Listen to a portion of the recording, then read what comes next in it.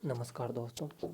आज के इस वीडियो लेक्चर में हम पढ़ेंगे जो हमारा गाउस नियम है उसके द्वारा बिंदु होता हुआ इस कोई पॉइंट है उसके कारण जो उत्पन्न इलेक्ट्रिक फील्ड है, विद्युत क्षेत्र की जो तीव्रता है उसका मान किस तरह हम ज्ञात करते हैं, इसकी डेरिवेशन देखेंगे। और जो विद्युत तीव्रता है वो दूरी के साथ किस तरह परिवर्तित होती है उसका आरेख देखेंगे। तो चलिए शुरू करते हैं आज का यह लेक्चर। और मैं भी आपको ये लेक्चर देखने के बाद में जो भी डेरिवेशन में डाउट था वो आपको क्लियर हो जाए। और तो चलिए शुरू करते हैं। अच्छा लगे तो वीडियो को लाइक कर देना, शेयर कर देना। तो देखिए ये हमारा क्वेश्चन हो गया कि गाउस नियम है। गाउस नियम द्वारा हमारे पास कोई पॉइंट चार्ज है, उसके कारण यह हमारा मान लीजिए पॉइंट चार्ज है क्यू, उसके कारण हम विद्युत क्षेत्र की तीव्रता ज्ञात करते हैं। तो जो हमारा गाउस नियम है उसके लिए हमें क्या है कि एक हम गोलाकार पृष्ठ एक्स खींचते हैं, उसके बाद गाउस प्रमेय लिखते हैं और जो एंगल वह जो हमारा चार्ज है, कितना चार्ज कंटेन कर रहा हो सरफेस इनसाइड, वो लिखते हैं। तो ये हमारा गोलाकार पृष्ठ हो गया। उसके बाद हम यहाँ पर कोई एलिमेंट्री एरिया लेते हैं डी ए, ये हमारा एरिया डी ए। और जो एरिया वेक्टर होगा वो आउटसाइड होगा, तो ये हमारा एरिया वेक्टर डी ए। और इलेक्ट्रिक फील्ड भी आउटसाइड ही होगा, तो ये हमारा इलेक्ट्रिक फील्ड। ये हमारी आर रेडियस होगी जो हमारा गोलाकार एस पृष्ठ है उसकी रेडियस है। और इसके सेंटर पर हमने कोई हमारा पॉइंट चार्ज क्यों रख रखा है। और ये हमारा गॉसियन पृष्ठ है, गॉसियन पृष्ठ। आपको ये कहे कि आपको गॉस नियम द्वारा, तो आपको क्या करना है, पहले आपको एक गॉसियन पृष्ठ खींचना है। तो हमने पहले ये गॉसियन पृष्ठ एस खींचा, ये हमारा गॉसियन पृष्ठ हो गया। उसके बाद हम अब लिखेंगे हमारा गाउस प्रमेय। तो चलिए देखते हैं हमारी गाउस प्रमेय क्या है। उसके बाद हम थीटा जो एंगल है इलेक्ट्रिक फील्ड और जो एरिया वेक्टर के बीच में एंगल है वो डिफाइन करेंगे। और उसके बाद में जो हमारा ये गोलाकार पृष्ठ है ये अपने इनसाइड कितना आवेश को कंटेन कर रहा है उसका पूरा योग करके हम लिखेंगे। तो चलिए देखते हैं हमारी जो गाउस थ्योरम है वो क्या कहती है। अब देखिए उससे पहले हम देख लेते हैं हमारी जो हमने ये सिंबल दिया उसका क्या अर्थ है।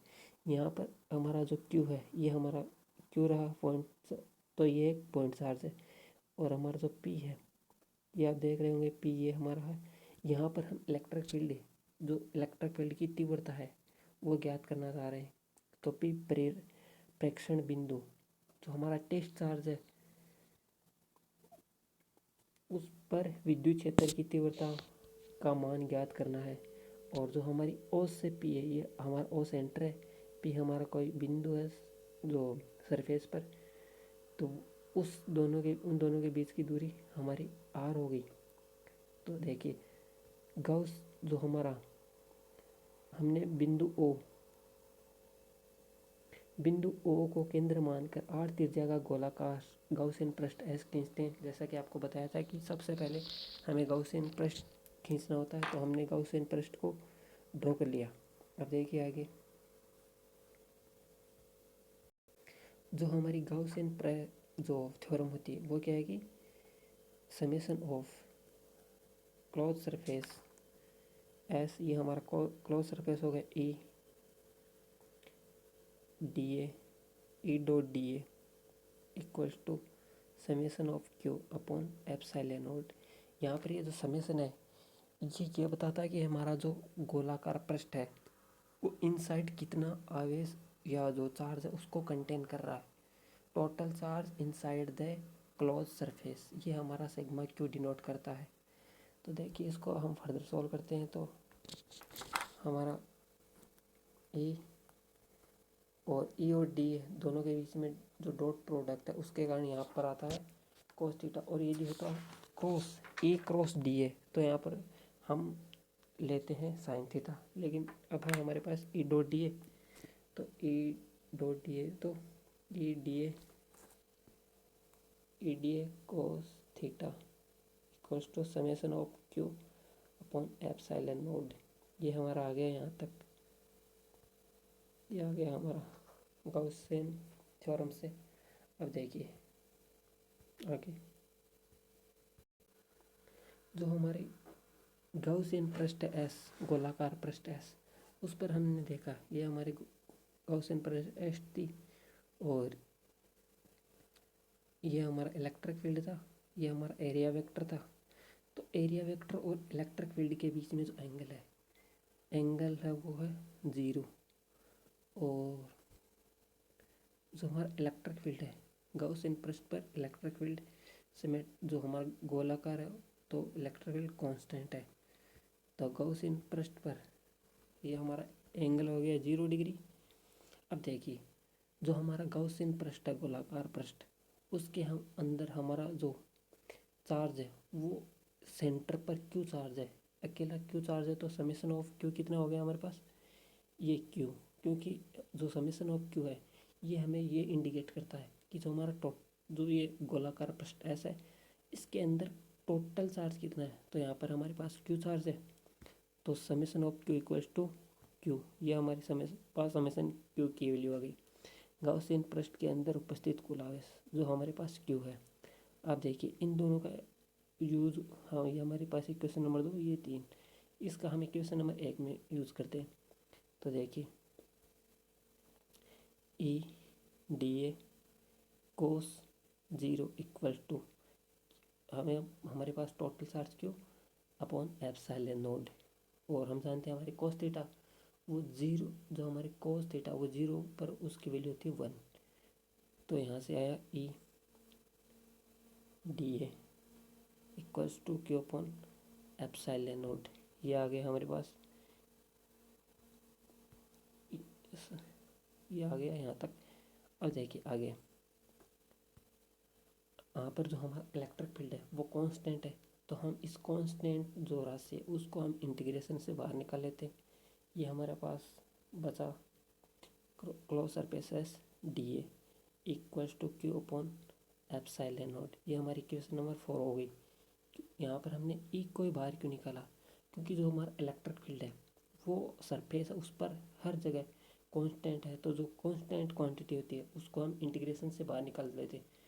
और यहाँ पर जो एरिया वेक्टर है वो कांस्टेंट। अब देखिए जो हमारा गोलाकार गॉसियन पृष्ठ एस है उसका जो एरिया है वो कितना है, S d A equals to जो हमारा गोलाकार पृष्ठ है, जो हमारा स्फीयर होता है उसका एरिया कितना होता है 4πr²।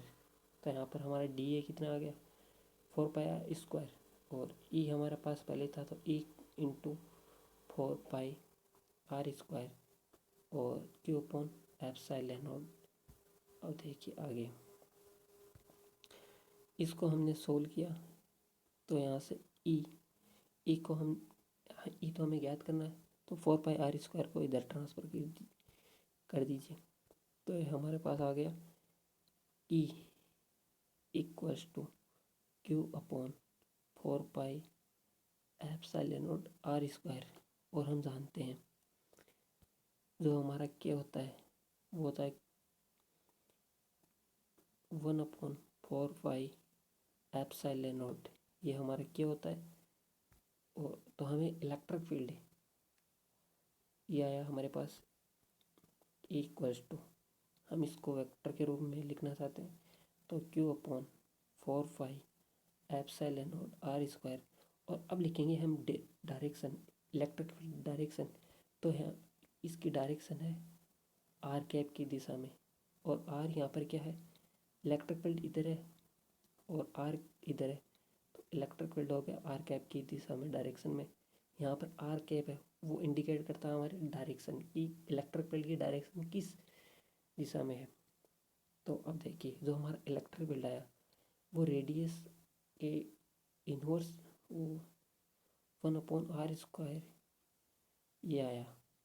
अब देखिए आर में यदि वृद्धि होती, जैसे जैसे रेडियस बढ़ेगी तो जो हमारा इलेक्ट्रिक फील्ड है वो उस तरह से कम होता जाएगा। अब हम जो हमारा इलेक्ट्रिक फील्ड है उसमें और जो हमारी रेडियस है उसमें जो ग्राफ प्लॉट करना चाहते हैं तो देखिए, यदि हमारी रेडियस बढ़ती है तो इलेक्ट्रिक फील्ड घटेगा। इसको हम यूज़ करते हैं और देखते हैं ग्राफ किस तरह का बनेगा। देखिए, तो ये हमारा प्लॉट इस तरह का बनेगा कुछ। यहाँ पर हमने ये प्लॉट ड्रॉ कर रखा है इलेक्ट्रिक फील्ड और रेडियस के बीच में। जैसे जैसे रेडियस बढ़ रही है तो हमारा जो इलेक्ट्रिक फील्ड है वो कम हो रहा है और जो ग्राफ होगा वो होगा अनंत स्पर्शी अतिपरवलय आरेख। तो ये हमारा जो डायग्राम है इस तरह का प्लॉट होगा, वो इस तरह का प्लॉट होगा इलेक्ट्रिक फील्ड और रेडियस के बीच में। जैसे जैसे रेडियस बढ़ती है, जो हमारी ये कोई चार्ज था और ये रेडियस है, जैसे जैसे रेडियस बढ़ेगी तो इलेक्ट्रिक फील्ड है वो कम होता है। यही ग्राफ हमें बता रहा है कि जैसे जैसे रेडियस बढ़ रही है तो हमारा इलेक्ट्रिक फील्ड डिक्रीज हो रहा है। तो इस वीडियो को हम यहीं तक रखते हैं और इस वीडियो में हमने देखा कि जो बिंदुवत आवेश है उसके कारण इलेक्ट्रिक फील्ड की जो तीव्रता है वो किस तरह ज्ञात करते हैं, कैसे इसकी डेरिवेशन होती है।